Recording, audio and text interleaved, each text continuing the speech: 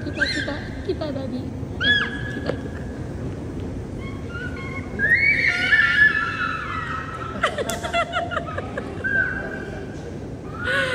Welcome to Japan! Yes, konnichiwa! Hello mama, konnichiwa. Time check 2:28 in the morning and we're heading now papuntang Nagoya para sunduin ang aking baby brother na si Eman.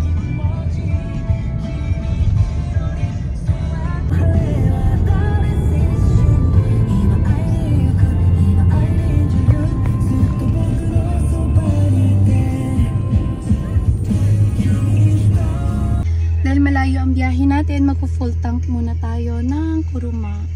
Dito pala sa Japan, wala kang makikitang staff, kundi puro self-service lang talaga. So, ikaw mismo ang bababa sa kotse para maglagay ng sarili mong gas. Ayan ang asawa ko.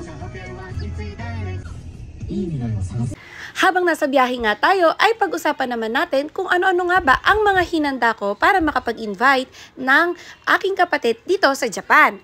Pwede na nga bang bumiyahe ang minor na 16 years old nang walang kasama papuntang Japan? Yan ang mga pag-uusapan natin para sa video ito. Dahil 5:30 AM nga ang dating ni Eman dito sa Japan, ay umalis na kami ng bahay nang bago mag 2:00. Dito sa video na ito ay ituturo ko sa inyo ang step by step na ginawa ko para mapapunta ang kapatid ko dito sa Japan. Disclaimer lang po, itong video na ito ay based on my personal experience. Itong video na to ay ginawa ko para lang po magka-idea kayo kung ano ang mga dapat yung gagawin. Dahil nga bakasyon sa Pilipinas ang mga estudyante, ay naisipan kong i-invite ang kapatid ko dito sa Japan para dito mag-summer vacation.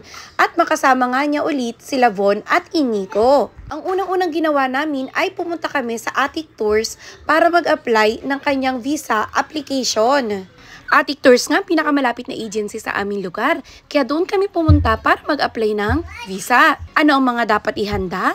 Original na passport at photocopy. Latest na birth certificate, dapat naka-PSA na ito at Xerox copy. Birth certificate ng applicant at birth certificate ko na nagpo-proof ng relationship namin as magkapatid.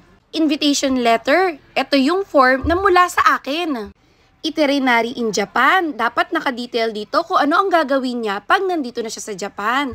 Juminyo or resident certificate, original copy na pinadala ko mula Japan papuntang Pilipinas. At dahil asawa ko ay Hapon, nagpadala rin ako ng kosikitohon or family register. Guarantee letter naman dahil ang sponsor namin ay ang asawa kong Hapon. At kung hindi naman Hapon ang sponsor, kailangan ng copy ng Zario card or residence card copy back and forth. Tapos, original copy na rin ng income certificate or Shotoku Shomesho at tax certificate or Noze Shomesho.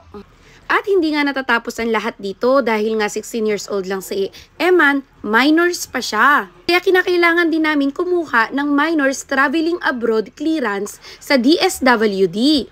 Ano nga ba ang dapat ihanda kapag pupunta ka ng DSWD? Kailangan mo mag-fill up ng parental consent to travel with waiver, application form na manggagaling mismo sa DSWD, passport with Japan visa attached na, at AOS na galing dito sa Japan. Ito yung affidavit of support na inaccomplish namin mag-asawa sa embassy dito sa Japan at pinadala namin sa Pilipinas. Dapat ay dala din ang original ng mga birth certificate ng visa applicant, birth certificate ng nanay at tatay. Sa side namin ay patay na nga ang aking papa kaya nagdala kami ng death certificate, katibayan na wala na siya. Dahil nga minor pa si Eman at mag-isa lang siyang babiyahe abroad, ay talaga nga namang mahigpit ang DSW sa Pilipinas. Hiningian din pala ako ng invitation letter at dapat handwritten mismo. Kung kanina nga ay meron tayong invitation letter na pinasa sa Attic Tours, yun ay magkaiba. Iba rin ang invitation letter na ipapasa sa DSWD. Dapat ito ay handwritten. Magdala na rin ng kopya ng travel itinerary ng bata at ng school ID nito as proof na siya ay estudyante at magbabakasyon lang siya dito sa Japan. Maraming salamat po sa panonood. Sana po ay may naitulong ako.